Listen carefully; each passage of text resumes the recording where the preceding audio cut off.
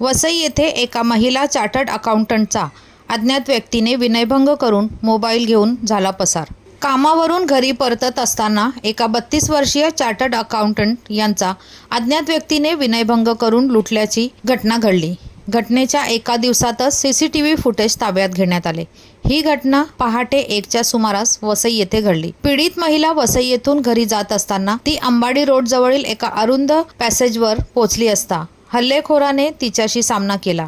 तिचे तोंड दाबले, तिला जमिनीवर चिटकवले आणि तिचा विनयभंग केला। तिच्या हातात असलेला मोबाईल घेऊन तो पळून गेला। पीडितेने माणिकपूर पोलिसात तक्रार दाखल केली आणि मारहाणीत जखमी झाल्यामुळे नवघर प्राथमिक आरोग्य केंद्रात उपचार घेतले।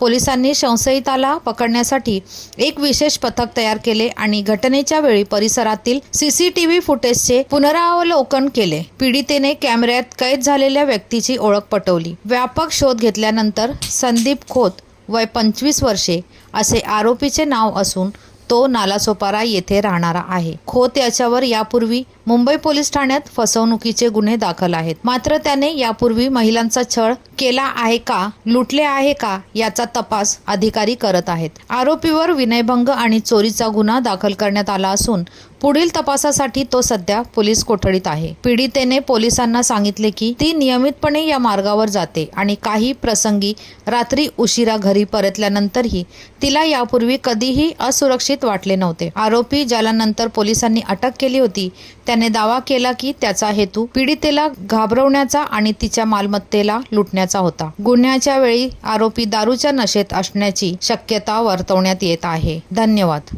वसईहून मी शहनाज शेख, विकास समाचार चॅनलला लाईक, शेअर, सबस्क्राईब जरूर करा।